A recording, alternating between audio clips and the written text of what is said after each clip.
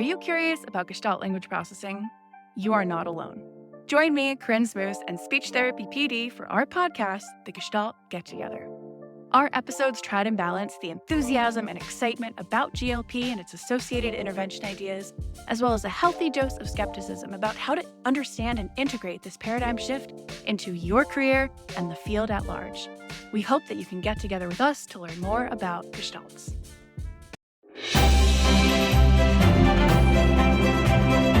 Welcome to Brainstorms, Functional Neuro Rehab for SLPs, presented by SpeechTherapyPD.com. This podcast is designed for the adult medical speech-language pathologist.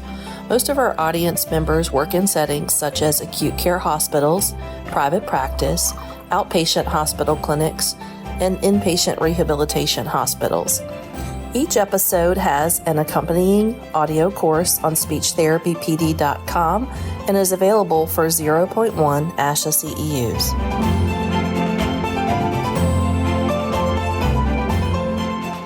The content of this course is based on the research and experience of the presenters. The listener is responsible for researching to determine if the information and skills taught are appropriate for their clients, students, or patients. SpeechTherapyPD.com does not necessarily endorse, recommend, or favor the information shared, nor any of the claims, opinions, statements, offers, or services made by the presenter. Hello and welcome, everyone. My name is Renee Garrett, and I'm your SpeechTherapyPD.com podcast host for Brainstorms, Functional Neuro Rehab for SLPs. Before we get started, we have a few items to alert you to. Each episode is 60 minutes and will be offered for 0.1 ASHA CEUs. Here are the financial and non-financial disclosures. Our guest tonight is Dr. Treasyri Williams Wood. She is a salaried employee of DePaul Speech Language Pathology Program and Clinic and is an honorarium recipient for her participation in this podcast. Dr. Williams Wood is currently the board member at large, American Speech Language and Hearing Association. My financial disclosures are that I am an employee of a private consultation firm in the Commonwealth of Virginia, and I receive salary there, and I receive salary as the host of this podcast. My non-financial disclosure is that I am the secretary for the Communication Disorders Foundation of Virginia. Now, without further ado, we welcome our guest, Dr. Treasyri Williams Wood, who is a native of Metro Detroit, Michigan. She graduated from Western Michigan University in Kalamazoo, Michigan, with a Bachelor of Science in Speech Language Pathology and Audiology. Later earned a Master of Science degree in Communicative Sciences and Disorders from Hampton University in Hampton, Virginia. Treasyri then obtained a clinical doctorate in speech language pathology, an SLPD, from Northwestern University in Evanston, Illinois. Dr. Williams Wood specializes in teaching topics related to neural bases of communication. She enjoys educating fellow professionals, community members, and graduate students. She is passionate about developing person-centered interventions for individuals with voice, swallowing, cognitive, and communicative deficits as a result of neurogenic dysfunction. She has been awarded a Certificate of Clinical Competence, CCC, from the American Speech Language and Hearing Association, also known as ASHA. Additionally, she holds a certification from the National Council of Certified Dementia Practitioners. Dr. Williams Wood was elected to the American Speech Language and Hearing Association, ASHA, Board of Directors as member at large in 2022 and is currently serving a 2-year term. She also serves on the SIG-2 Neurogenic Disorders Professional Development Committee. She is delighted to utilize her specialized training to lead a no-fee, donation-based speech and language clinic in her role as Director of Clinical Education and Clinical Associate Professor at DePaul University in Chicago, Illinois. Welcome, Treasyri. I'm so grateful to have you here tonight. Thank you. I'm listening to that and I'm like, I do way too much. I need to stop doing all this stuff in 2024. I needed a snack break after I that. was about to say, I think I need to, you just maybe help me set my new goal for the next month is to do less. Thank you for that introduction. course. I'm so glad to have you here, and I'm I'm so happy grateful. to be here from Chicago. Yeah. Well, and it's funny to, chat with you before and know that we have some background in the Hampton Roads area of Virginia. Yes, I'm a Like we Hampton mentioned. University alum. I lived in Norfolk. I lived in Hampton. I lived in Newport News. And after I graduated from Hampton, I did my clinical fellowship at Riverside Health, where you were, and Woo, we yay. just never crossed paths, and we were there at the same time. That's amazing. Yeah. Yeah. It's crazy because aphasia is such a near and dear thing Yeah. for me, being that my dad was a stroke survivor that had aphasia for about 12 years before he had his last stroke that he passed away from. So aphasia is my why and my reason that I became an SLP. So this is a great topic to me and a very important one because I think there's a lot of misconceptions. I know that research recently has linked aphasia from being a language disorder to also a cognitive disorder. But my training has always been, and my educational background was with Dr. Stacy Raymer. So we were taught that those things were separate and distinct. So can we start by just talking about what aphasia is and maybe what it's not? Yes, yes. So the first thing, aphasia is not a lack of intelligence. I think that's the first thing that people seem to go towards. I hear a lot of times people, even care partners, say, oh, well, he's still smart. Or sometimes you hear patients come in and say, well, I'm coming here to get smarter because they really perceive their communication difficulties as a measure of their intellect. So I think it's easiest to start off by talking about what it is not. It is not a measure of a person's intellectual capability or their level of intelligence.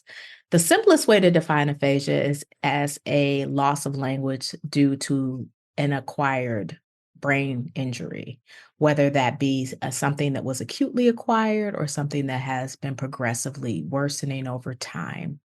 Yeah, I think that's a great point. And I know for most people, we think of it as associated with stroke, but it can also be associated with traumatic brain injury, TBI. So we do see that with our population and patient groups that we serve. So let's just kind of jump into what the acute phase of chronic aphasia looks like. Yeah, so some common challenges and characteristics that you notice with individuals of aphasia are within the realm of receptive and expressive communication across different modalities. So speaking, writing, texting, which is a new area of research because we've never really explored texting. We've always explored written output in expressive language with aphasia, but now in 2024, I know I text for the primary mode of my communication. We're looking at how individuals with aphasia can text. For the receptive communication side, you'll see difficulties with following directions, understanding paragraphs or long strings of information, being able to follow along in a conversation, understanding the meaning of concrete and abstract words or language, and there are things that we call aphasia characteristics. So those kind of hallmark things that folks with aphasia demonstrate, the characteristic behaviors. So there's jargon, neologism, which is a word that makes no sense, but that looks like or sounds like a real word. There are paraphasias, which is when we substitute a word for something else. You can do that in two categories, like a semantic paraphasia, which is when you might be pointing to a phone and say, oh, hand me the television. And you go, oh, they're semantically related because they're both electronics, but that's not what the person meant. Or you can say, hand me the bone, and you're phonemically exchanging the sound for B for F, the F sound. And so those are a couple of different ways that you can characterize a person's aphasia. But then you also have fluency, right? The Mhm. prosody, tone, and output of their spoken word production. When we see individuals, sometimes they can have aphasia and sound completely normal. And we characterize those folks as fluent. And then you have folks that usually they seem like they're struggling. Producing spoken language is very difficult for them. They might only have sounds or sometimes grunts because they have difficulty also with planning motor movements like apraxia. And we say they're non-fluent. And so some things that we see when in the acute phase and how we really are able to assess is we look at whether a person is fluent or not. We look at how well their comprehension is, whether their ability to comprehend. We look at their ability to repeat. We look at their word finding. And so that kind of helps us narrow down how to classify their aphasia and kind of points us in the direction of what treatments might be appropriate and what type of supports might be appropriate.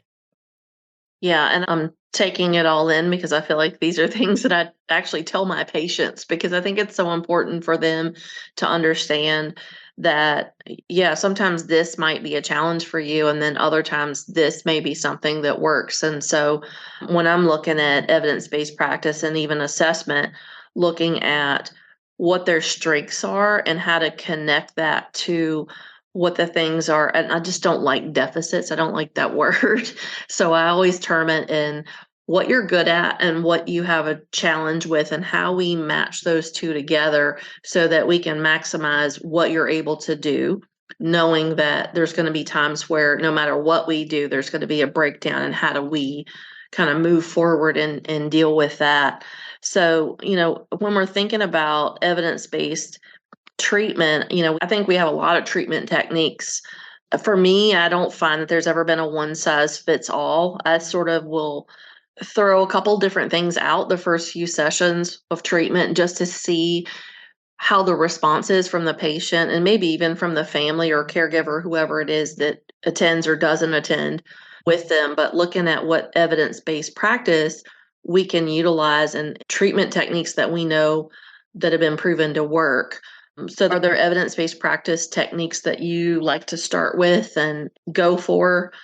Because I'm just not, I don't know, the longer I do this, the less fan I am of standardized testing. I know that's probably. Well, I think there's a place for everything. And I Yeah. think before I even decide of what evidence-based approach, for me, it's so important to, I think, take an approach, an inclusionary approach or a participation-based approach. And before I even decide what evidence-based practice specifically for a task or a skill that I use, when I do an assessment, the first thing that I am looking at is the life participation approach, versus that historical and solely focused impairment-based model. And, Kagan et al., and I believe it was 2008, came out with this life participation approach. And, if you also want to go back a little further, in 2001, the World Health Organization came out with this ICF model. So this international classification of functioning. And what it does is it provides us with this framework to address functioning and disability related to health conditions within the context of somebody's activities and their participation and just their everyday life. And that really kind of rocked our world as SLPs because we are used to, like most healthcare providers are, fixing the problem. Your leg is broke, we fix the leg, then you walk. Your speech is broke, we fix the speech, then you talk. But this says, okay, let's do it backwards. And then, subsequently we have the flip to rehab model as well. And let's look at what does quality of life look like? That's the first thing. Let's target this person's quality of life. So in comparison to like the impairment-based treatment, which is really focused on standardized testing only, really focused on just fixing the deficit, kind of like tightening the screws in the wheel, we have participation-focused therapy, which has a lot of great data to show better outcomes, right? Because we know our patients are more than their jargon or their neologisms or their paraphasias. They have things that they want to do, like you said, things that they want to get back to doing.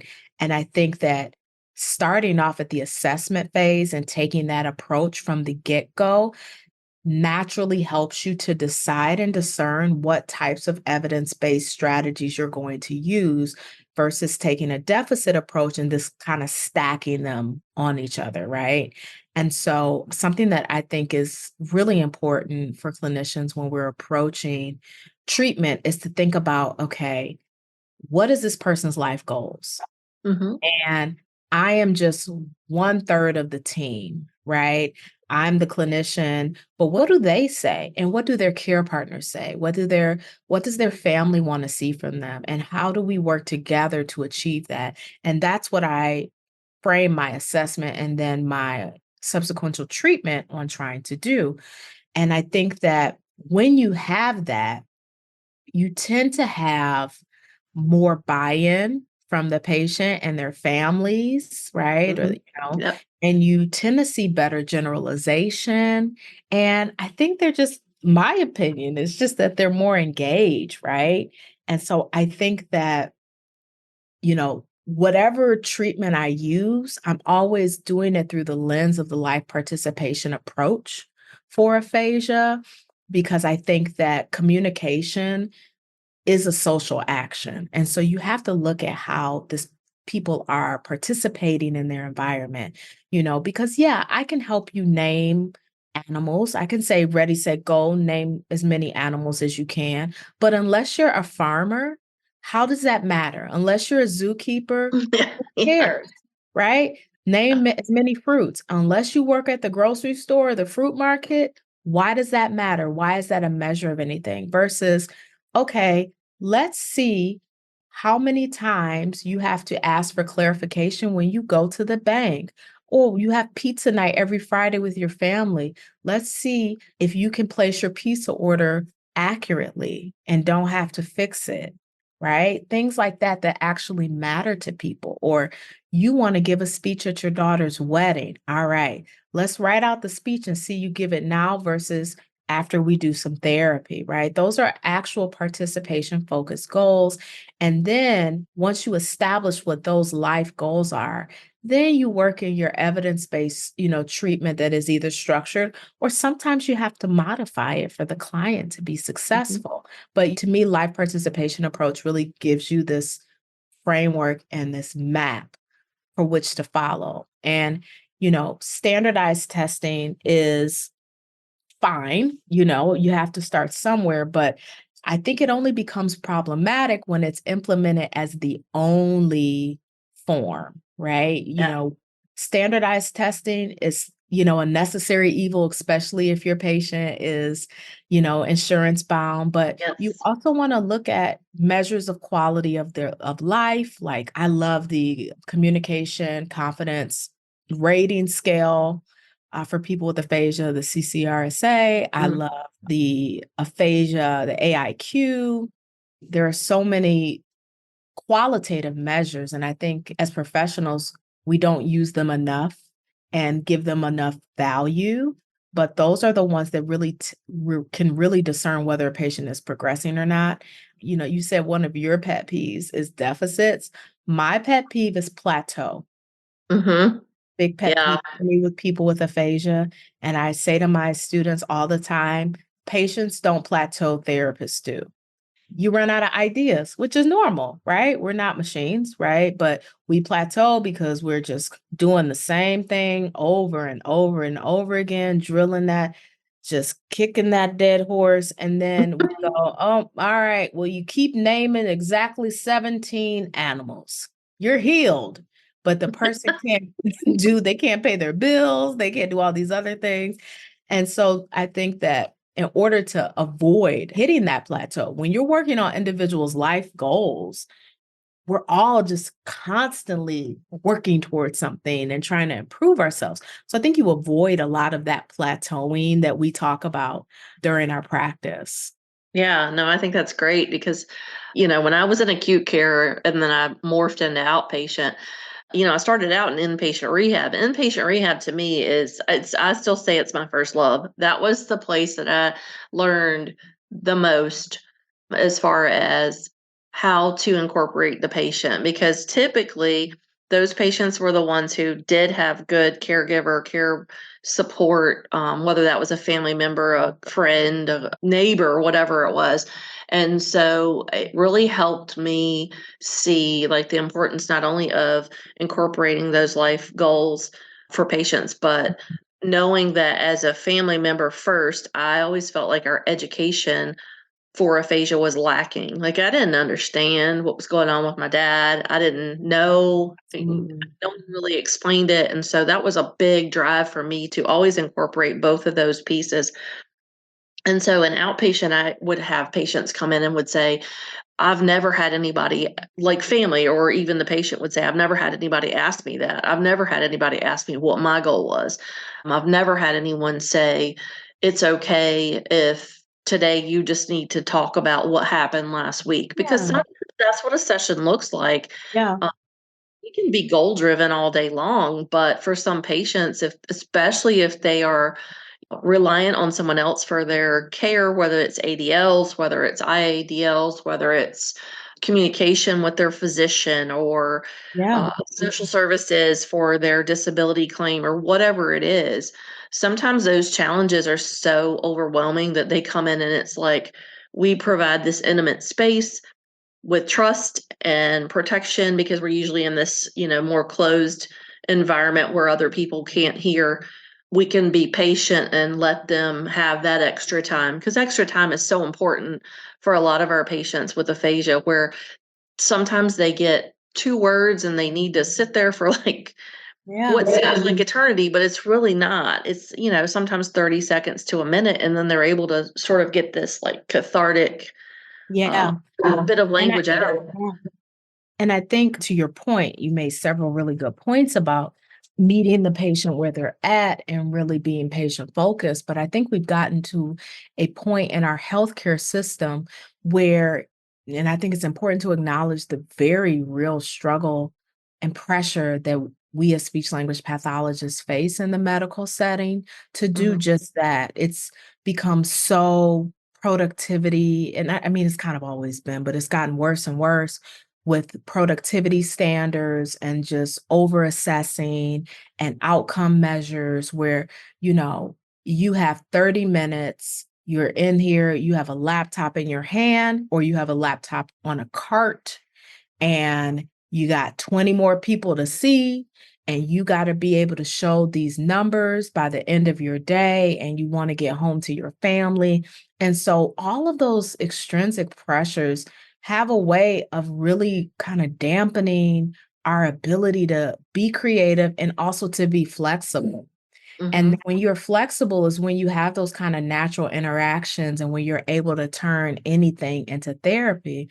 So I think that's where the advocacy part comes in for me, where I think it's so important as SLPs for us to advocate at, the policy level within our workplaces, and then even with public policy about allowing us to do our jobs without the pressure and the cumbersome weight of having to constantly be held to a productivity standard that is unrealistic. I think that's so important. And then, you know, sometimes I think in one-to-one therapy, what you're doing, it can just be very difficult to take that type of time that's considered informal, right? And just because of the nature of how our health system is set up. And that's why I like groups so much. And that's why I found group therapy to be such a helpful thing, because it allows for a little bit more space in doing that. And you don't have the same type of pressure as just having to produce.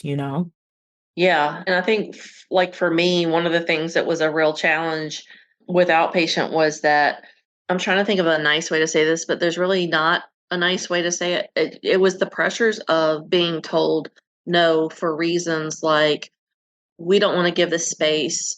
And I think that's a difference between working for an entity that, like a healthcare system, that is revenue driven, even if they're nonprofit, and working in a space where you have students and you are able in a university to have more of a support based group and utilize that in a way that helps the community because, we like to think that we can integrate the two and have community-based education to start with all these health fairs and things like that. And we know that it's not where it needs to be. We know that our, regular community, but also our marginalized communities, like where I live and where I've worked, don't have good community access to education about preventable conditions like stroke. They have no idea what aphasia is. And that could be an entirely different episode of this podcast. But I think when we're thinking about the community-based supports that we need, I think a model is set up not in our favor when it comes to a healthcare model, but when it comes to a university-based model, I don't want to say it's easier, because I don't think it's easy by any stretch, but I think it's more maybe flexible. It's more flexible. And I would say it's easier because universities are still revenue driven, but the revenue is not dependent upon the community or the patient. It's dependent upon the students paying tuition. And so that's different, because as long as you can meet your learning outcomes for your students, then you can justify doing these things and you can justify these learning activities. And so I think that I would say it is easier, right? Because universities and academic institutions have always been a place of, as long as the students are learning and we're being innovative, then then go abroad, study abroad, do an independent study, do these things. So there is a lot more flexibility, because we know that there's so many different ways to learn. Whereas in a healthcare setting, where I've worked in skilled nursing, inpatient, outpatient, acute care, I've been a travel SLP, and your margin for creativity is about this big, because they need to assure that they're going to keep the lights on. They need to make sure that they pay their bills. They're a business, and business is in business to make money. And so I think that it is different. And I think that it is difficult, because when you work speech language pathologists like workhorses, which, I remember, I've been there, where you don't even have a chance to breathe. And, to this day, I transitioned to academia 3 years ago. I was on the floor in hospitals up until 3 years ago. I still have trained myself not to use the bathroom for like 6 hours at a time. And I have to I'm trying to really, because I'm like, I'm going to have the worst kidneys, but because you're so used to grabbing all your things and eating and not using the bathroom because you're one after the other. And so it's really difficult to be creative and to work on community when you have to be so focused in order to keep your job. And that's really sad, because I think that it's not effective, doesn't work, it's not helping. But, we have to, as a healthcare system and as providers, advocate for the power and the impact of preventative medicine. And everyone doesn't like preventative medicine, because if you prevent things, then you don't need pharmacology. You don't need as many pharmacists, you don't need polypharmacy if you prevent it. If you prevent the stroke, then you don't need the $10,000 CT, the $80,000 MRI, the $200,000 therapy course. It's a $1 billion industry. And so, to your point, when you said that you meet patients, it almost feels like, one of my patients said, I feel like I've been on a conveyor belt until I got to you, because I was in acute care. They come in, there's all these people in, they look at me, boom, boom, boom. Next level. Okay, I come in here, and everybody's focused on the goal that they have for you until you get to, a slower pace, that inpatient rehab where you have that 3-hour rule, and I get to sit and look at your face, and you get to know me. And then sometimes outpatient, where you can sit with someone and then you can actually look at them and say, oh, how are you? And that's really sad. It's really sad. It is really sad. But yeah, I've lived that. And it's a challenge. And I think for me, that's probably one of the reasons that I had to leave where I was working, because as my doctor calls it, maturing, because I'm not getting older, I'm maturing. I right. just Like find it more. timeline. There you go. Yes. I just find it more and more difficult when I know how much impact the education, the name of the diagnosis. You have aphasia. Aphasia is this, and this. For you, what are you having trouble with? Do you feel like the word is there and it leaves before you can get it out? Or is the word stuck and it won't come out? Like there's a lot of ways that I'll kind of describe it and try to figure out informally, because I think, again, that is so impactful for the patient, because that's sometimes the first layer of someone who says, I see you and I have seen something similar. How can I use this to help you? And for a Yeah. lot of patients, it's a very emotional experience, right? They get tearful. They sometimes will not necessarily shut down, but even become a little bit more less verbal, because it's so like Overwhelming, emotionally overwhelming to finally be seen and to say, heard. oh, Yeah. there's a name for this. I'm not making it up, and I think at our core, we all need to feel validated. It can be very difficult for individuals with aphasia because when your leg is broken, everybody gets to see it. You're wearing a leg cast, you have swelling, you're limping, but individuals with aphasia, it's almost like a silent burden where, they have to really fight to be seen and understood.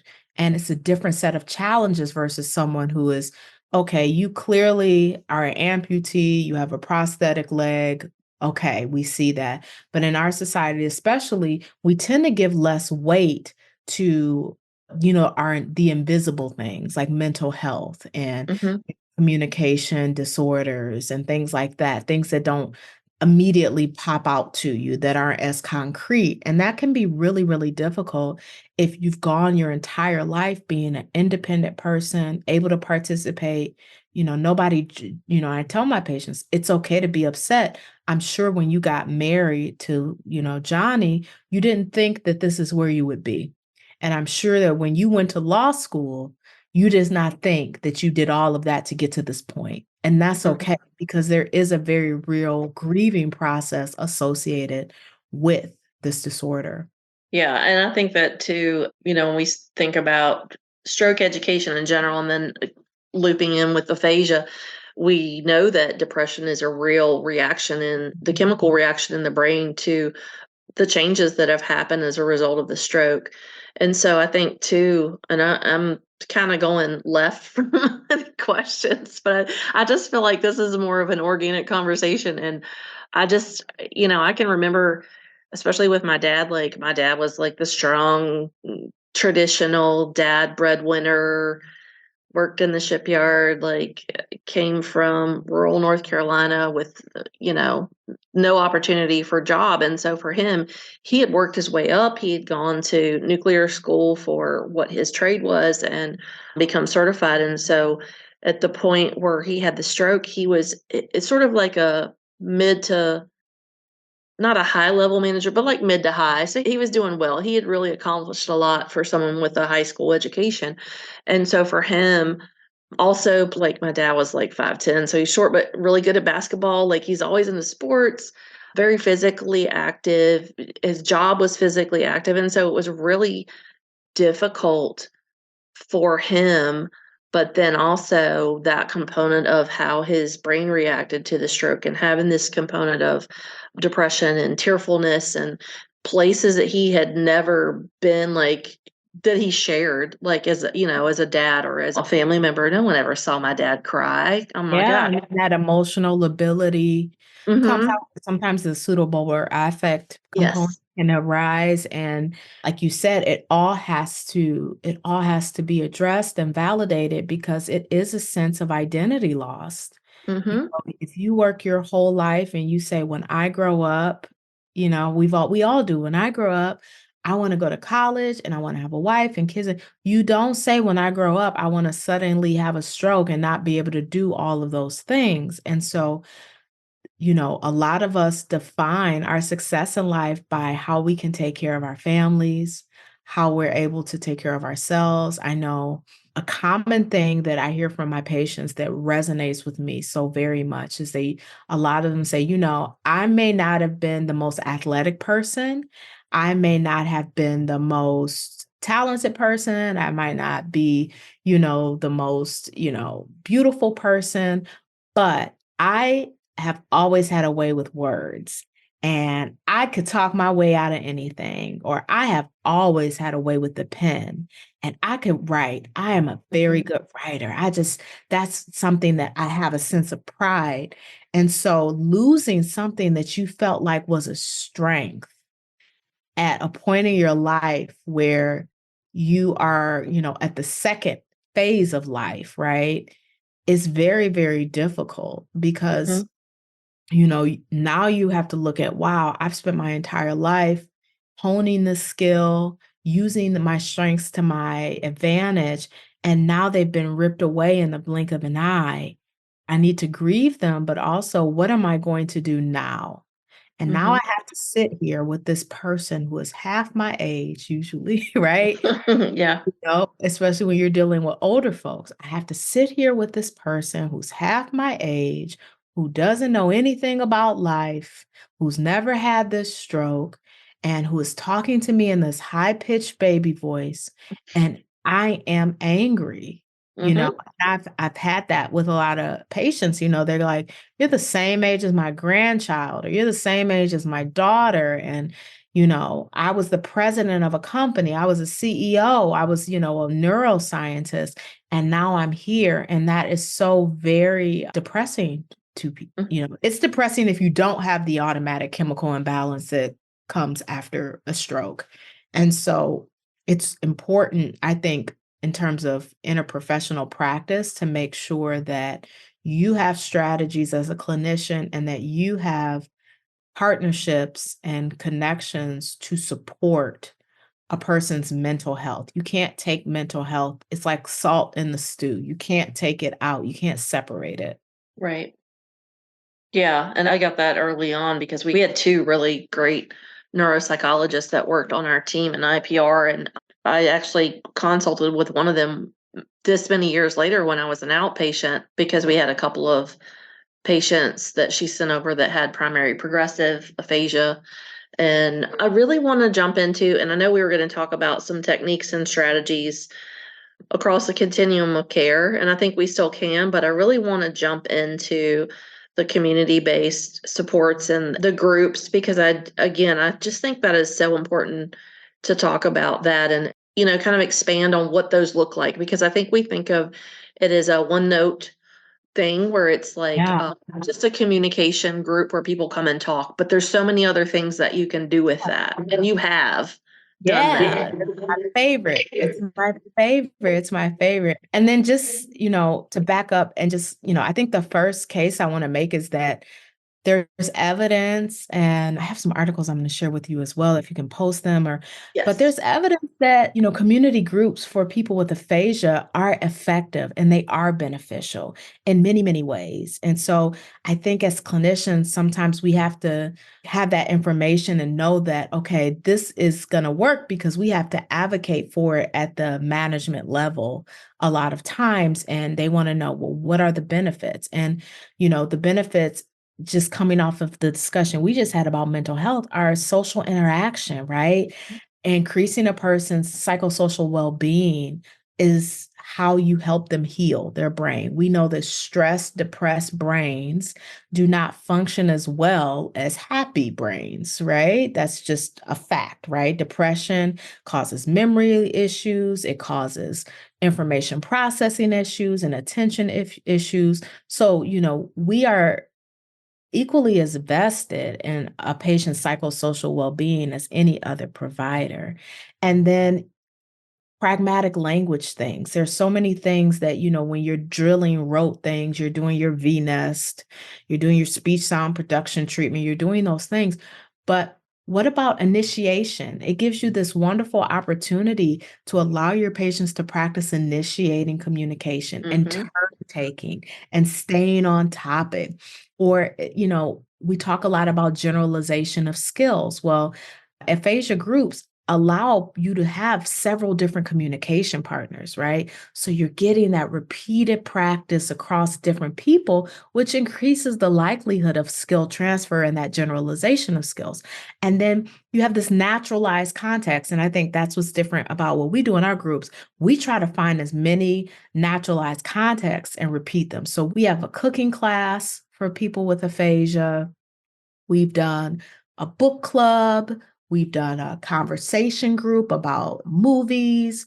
We have done karaoke before. We've done game shows, right? Things that people like to do, trivia nights and things like that. And so it allows individuals to practice improvisational skills, right? Like, everything doesn't have to be so rehearsed. And instead of relying on that rote learning, which is a place for it, just being able to improvise. What happens? I'm here, right?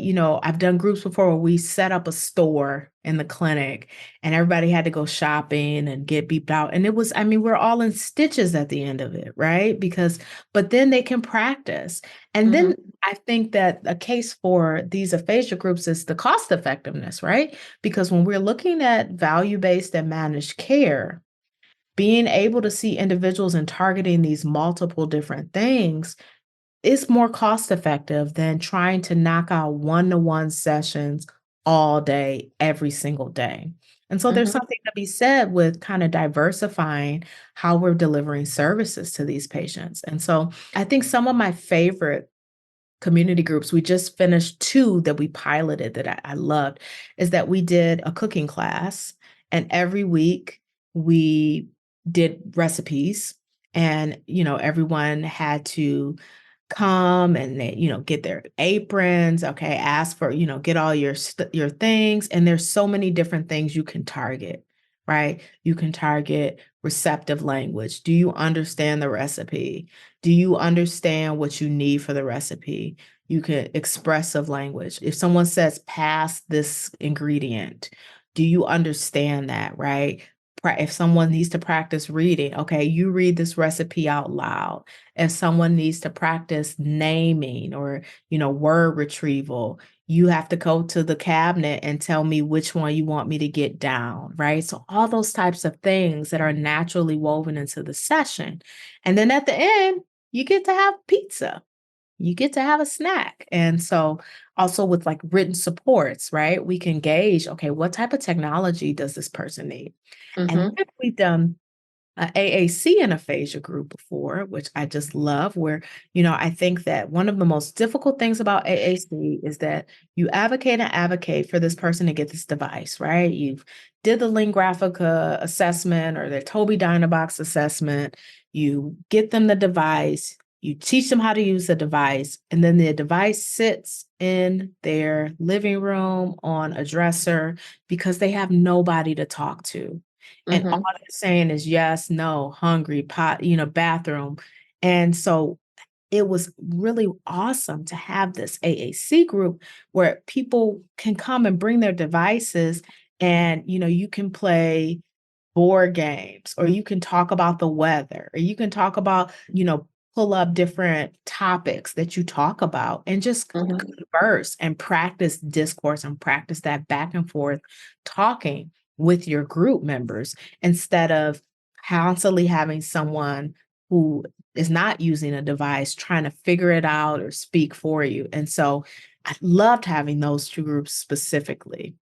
Yeah, my head is full of ideas and swirling. Yeah, and AAC can be low tech or high tech. And so that's Yeah. the thing is that, we live in Chicago, so we have a lot of just people in general that, are living with a communication impairment. But when you have, maybe you might not have that many folks. If you have folks that may need a paper script, that's still a support, right? And so I love it because you can target different levels and you can target different things in a group, but everyone gets to participate in some degree. Yeah, and I think script training is good because I think it was Nina Simmons Mackey that, kind of revolutionized, I think, making that research more accessible.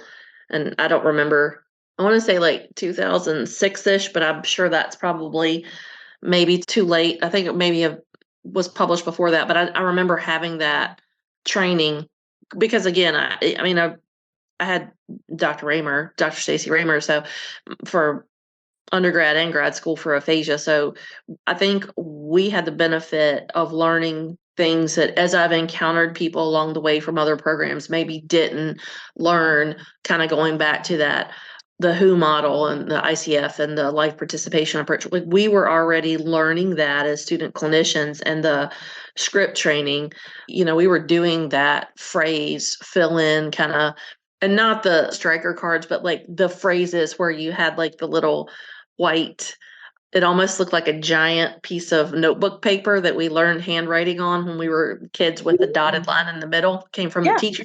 teacher store. Yeah. We would like do dry erase Yeah. on that, and my name is, and Phil. But yeah, back to what you were saying, like I think that's so important because I don't know that the low tech is utilized as much as I remember utilizing it. And it could be location specific, setting specific. Maybe it's used in some places that I'm just not seeing it. But the low tech definitely has a place, and the script training, I think, particularly for the patients I've worked with for restaurant ordering, because a lot of times that's one of the things a spouse will come in and say is, I have to order for him or I have to order for her. And Yeah. I'm like, but why? But why do you? Why do you have to? I have to, yeah. They're Restaurant worried. ordering and going to checkups, right? A lot of folks, after they have a Mhm. stroke, their whole life becomes going to different appointments. Appointments. Yeah. Knowing that, okay, I have this kind of word, and then there's kind of two things that I love. I love the using these, but also just like supported conversation techniques for people with aphasia, and training others and training a care partner how to do that in order to help confirm and elaborate on the person's message. But in terms of participation, I've done a lot with, using people's phones. There's Storybook app creator. The notes section of the phone is now incredible. You can make a whole AAC device out of the notes section of someone's phone or out of the photo section of someone's phone now with the capabilities. But when all else fails, in my opinion, this is how I was taught, the best therapy tools is a black Sharpie and a blank piece of paper. Like you can do anything with a black Sharpie and some white paper. The world is your oyster, right? And Mm-hmm.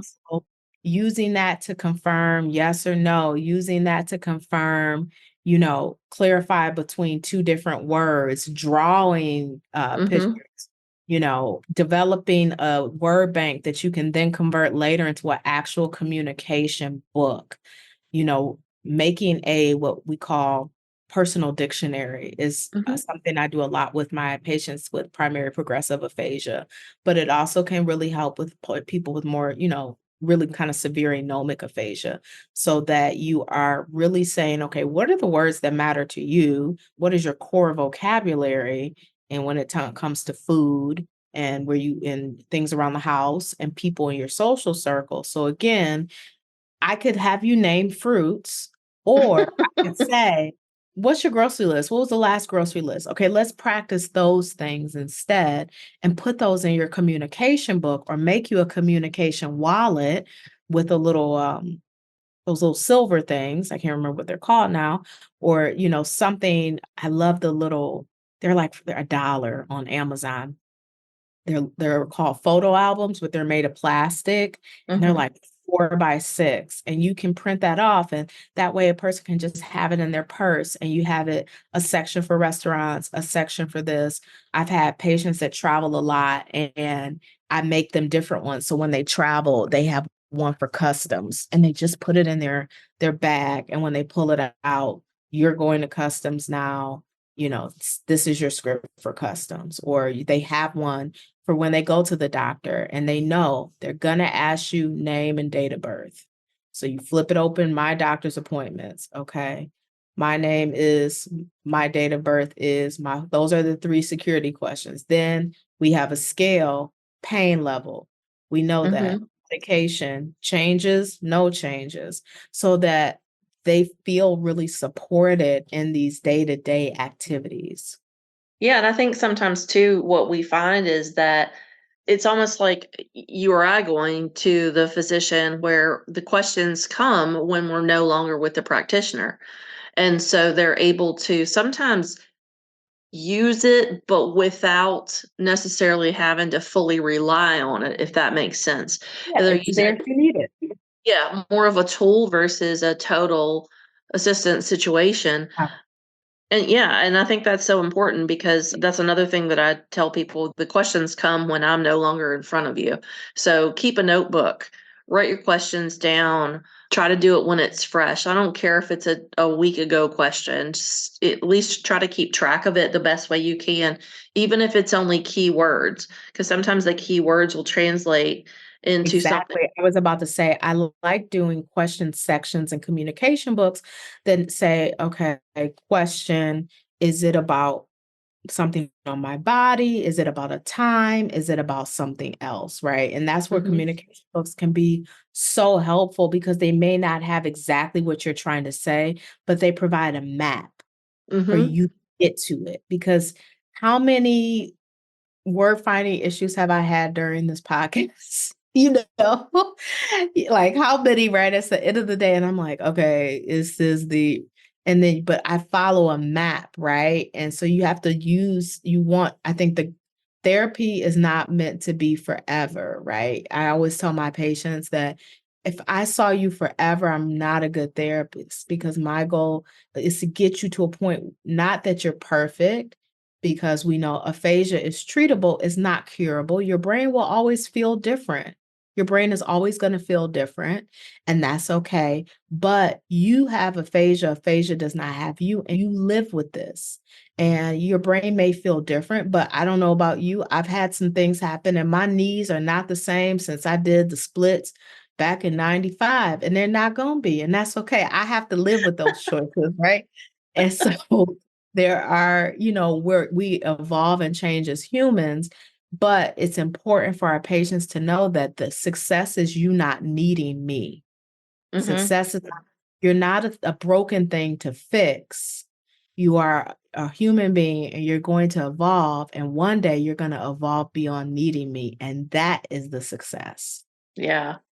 Yeah, and that again, I think that's where those functional tasks really come into play. And I had someone when I first transitioned to outpatient, and I think I talked about him on the aphasia case studies I did, but he liked to play chess. It was something that he had learned as an adult, but he didn't really.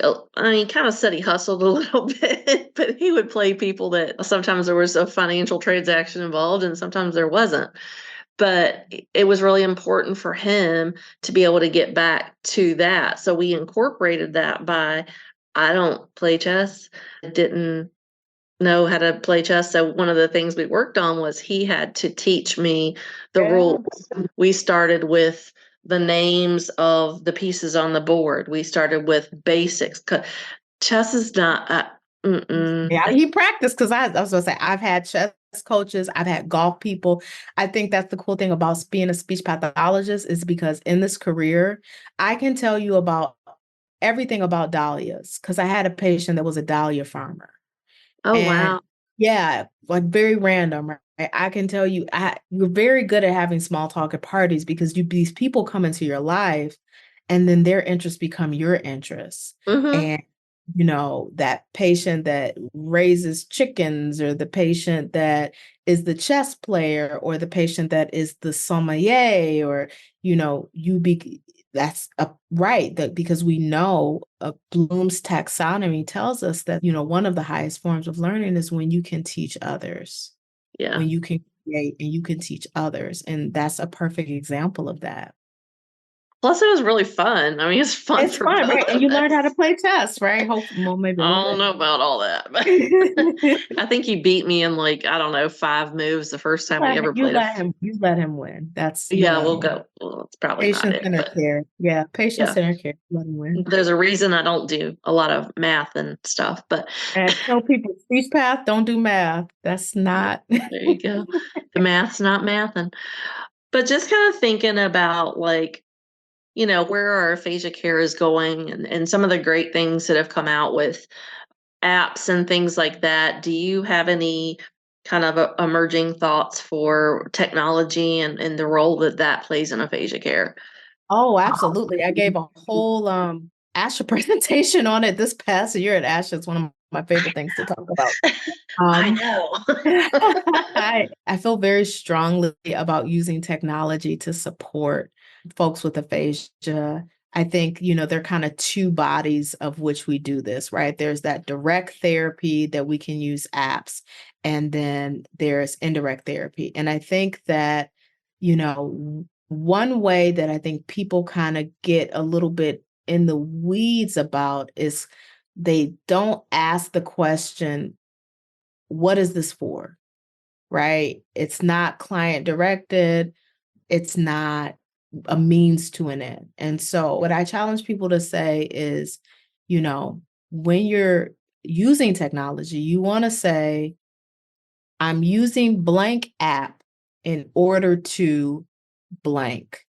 And you really want to be as specific as you can with that question, right?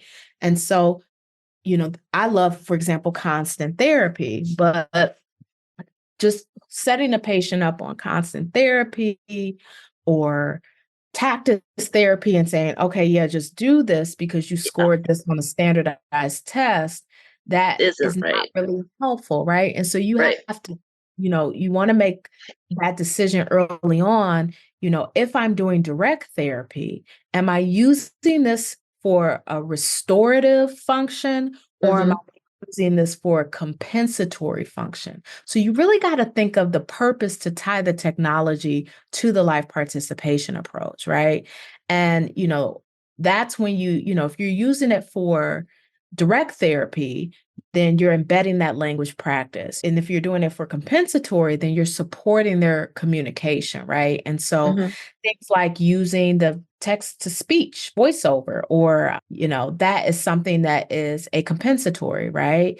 Using apps like EE Speech Basic or Lingraphica Small Talk, right? Those are all things that you want to look at.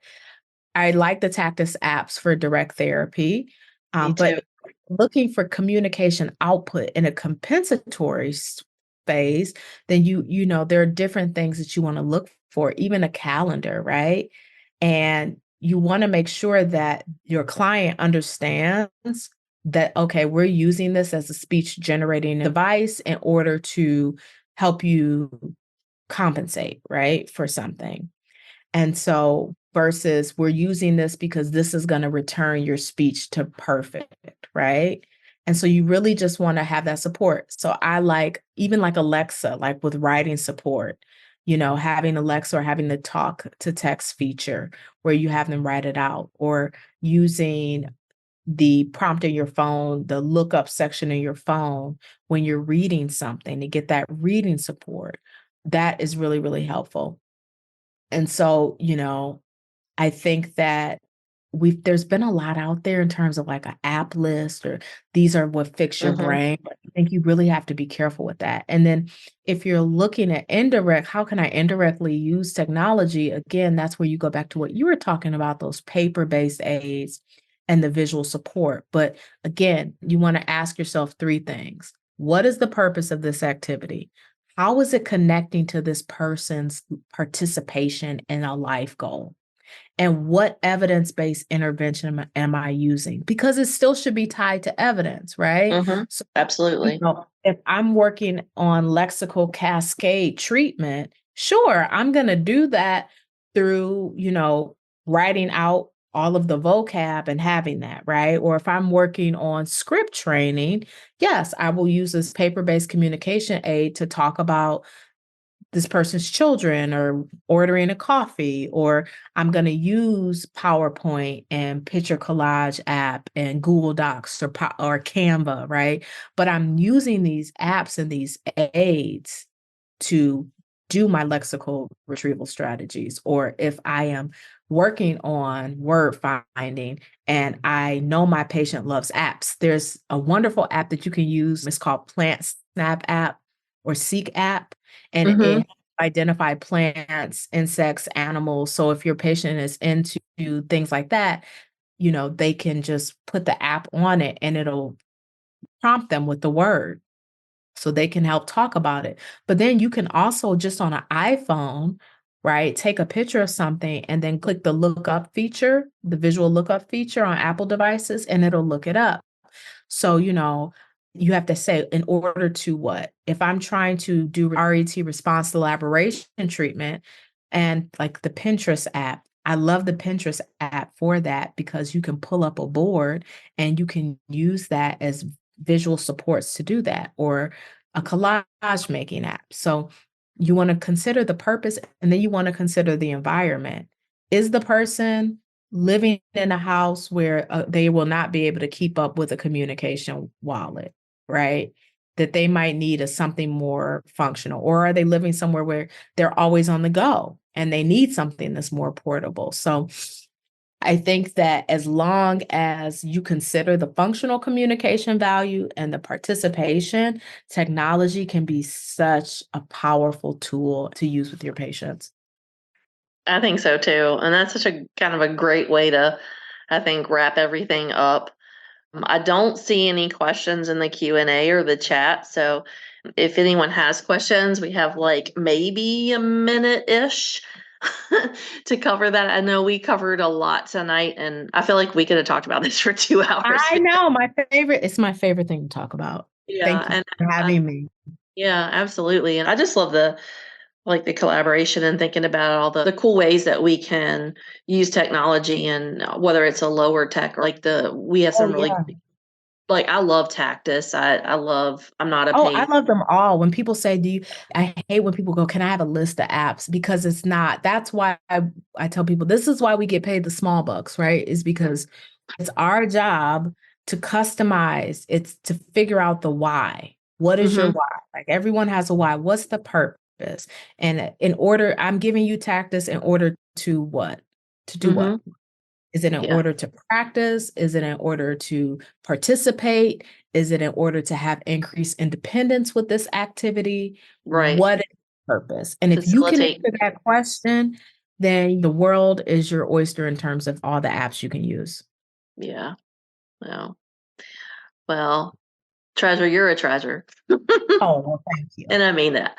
I thank you so much for being here tonight and just, sharing all of your knowledge. Well, part of your knowledge, because I know that there's so much more that we could discuss and so much more that you have to share. And I'm just really grateful to work with you tonight. And I think I'm excited to see all the research and things you do with your community groups that continue. Yes, I'm excited too. And the expansion of that. So anything you want to leave us with tonight? Just a little quick follow up, and then we'll kind of close out. Yeah, I want to tell all the SLPs that came and took off time is that you are doing enough. You're doing enough. Absolutely. You're doing a great job. You're doing enough. Please don't leave this conversation thinking, oh my gosh, I'm not good enough. You are doing enough. Just listening to this and letting it marinate just shows your commitment to your profession. And follow me. I'll put my Instagram in the chat. You can follow me on Dr. Williams Wood, SLP on Instagram. If you think of any questions or if you have comments, I often post tips and things about working with individuals with aphasia. So always happy to chat. And thank you again, Treasure, for joining us. And we look forward to seeing you again. Thank you, Renee. Have a good night. Goodbye, everyone.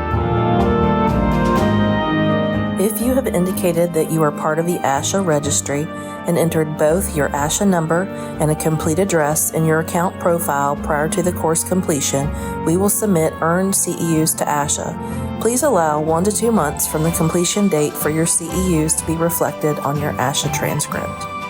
Thank you for joining us at today's podcast. Remember to go to speechtherapypd.com to learn more about earning ASHA CEUs. We appreciate your positive reviews and support and would love for you to write a quick review and subscribe.